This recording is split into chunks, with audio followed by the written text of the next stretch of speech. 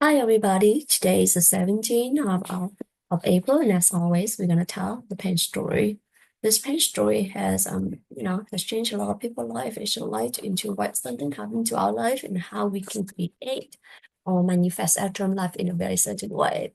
And then, to be honest, I try to tell this pain story quite regularly, but I think after I get lazier and lazier because I thought that I still been trying to do it quite regularly, but then as I count the video clip that I posted you on YouTube, I realized that it's been lesser and lesser, and I need to be more disciplined. So that's why I try to tell the pain story, and I hope that and I'm very grateful to have the company of Anlu, my buddy, who's always there, who always posts his pain story almost every single day regularly, and no matter how late it is, and this is just a lesson of discipline for me to follow. So that's the first one I want to share with you all, and now we're going to go into the pen story. Okay, what is this? It's a pen.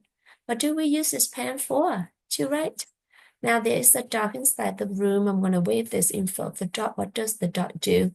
The dog probably will sniff, lick, or chew this, right? Does the dog see this one as a pen? No. So for the dog, this one is not a pen. But for the human, this one is a pen. So who is correct, the dog or the human? The answer is both are correct. For the dog, this one is a chewing toy, right? For the human, this one is a pen to write. The dog is correct in the dog world, and the human is also correct in the human world. So that is our first lesson, both correct. Now let's imagine that there is a table in front of me. So I'm going to put this thing on the table. And then both the dog and I will walk out the room. So inside the room, there'll be no human, no dog. What does this thing become? It is still a pen or chewing toy. Or it becomes almost nothing, and the ancient wisdom called this one as the emptiness. The emptiness is actually a very magical definition. As we understand the emptiness, we'll be able to achieve anything in our life.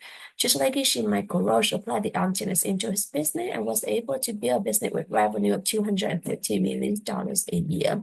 He's also able to help several refugees. So what is the emptiness? Why is that so magical? So first, let's go into what the emptiness is not first, okay? So first, the emptiness is not black, it's not white, it's also not, nothing. And then it's also no feeling, no sadness, no feeling, no sadness, or nothing. It basically just itself. Just for instance, okay? So let's go back to the pen story so we can understand it more.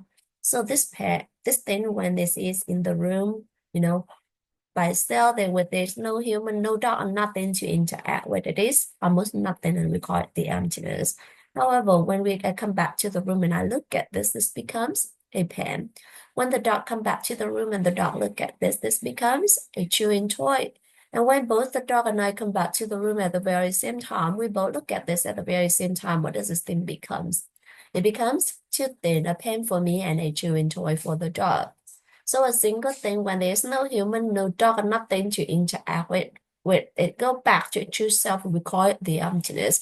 However, it also has the potential to become anything or anyone depending on who or what is looking at that. And that is our second lesson. Along with the emptiness, we all have limitless potential. Now, I see this as a pen. So does this pen come in from me, or does this pen come in from the thing itself? This pen is actually coming from me. Why am I so certain? Because if this thing is the pen itself, and the dog or anything in this entire universe will have to see it for what it is, which is a pen. But does the dog see this one as a pen? No. So this pen is actually coming from me. This pen is actually coming from my mind, and everything is actually coming from our mind. So that is our third lesson. Everything is actually coming from our mind. So we all agree that this pen is coming from our mind, right? So my mind. So I'm gonna change my mind, and then I'm gonna pray that this become a diamond. Okay. So please pray with me. Diamond, diamond, diamond. Open my eye. It's still a pen. So what in my mind that forced me to see this as a pen but not a diamond? There are seeds inside our mind that the ancient wisdom calls as karma. When we see something, the seed inside our mind pop up, open up, and cover this and made it see it for what had been planted earlier into our mind. So who planted those seeds into our mind?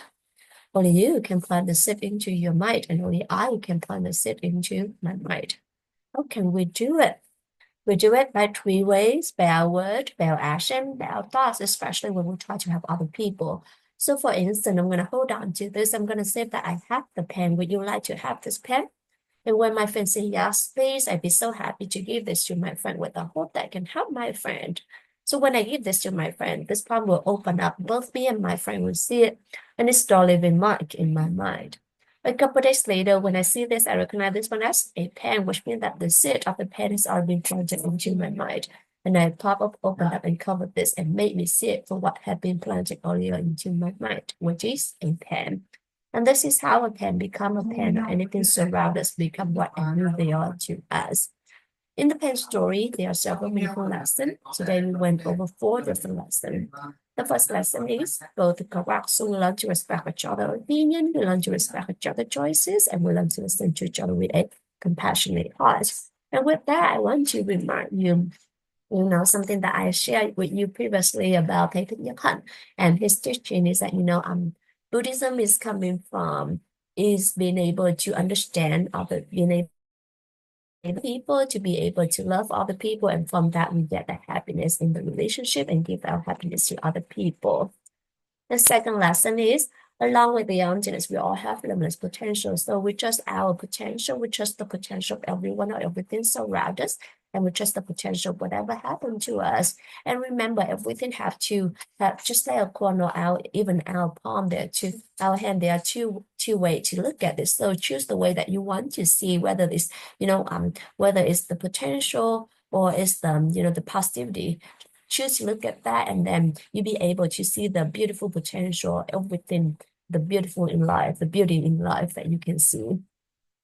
And the third lesson is, everything is actually coming from the seed inside our mind. So we'll be 100% responsible to whatever happened to us. We don't blame anyone, because in the end, you are the only one who can plant the seed into your mind using your word, your thoughts. And by implementing lesson number 1, 2, and number 3 into lesson number 4, we actually can create or manifest our dream life in a very certain way. So the first one we learn to, so now we have to know what we want in our life using lesson number 2.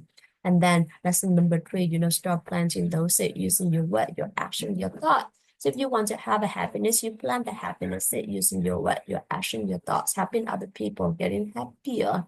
If you want to have prosperity, using your word, your action, your thought, helping other people to get more prosperous. If you want to have be healthy, then using your word, your action, your thought, helping other people to get healthier. And just like that, whatever that you want, making sure that you use your word, your action, your thought to plant those seeds into your mind, helping other people surround you getting that seed. And that is the best way to ensure that whatever that you want will become your future. And with that, we learn that your word, your action, your thought is what dictates your future. So be very mindful of what you talk to other people, what you think about other people, and what you act to other people. And the lesson that I would like to share with you all today is that today I realized that actually, from the past couple of days, I've been living in a kind of a cycle, of negativity, of blaming, and trying to proving that I'm right. But listen to and learn lesson today. I learned that this is one again. It reminded me that right and wrong is all it both are correct, right?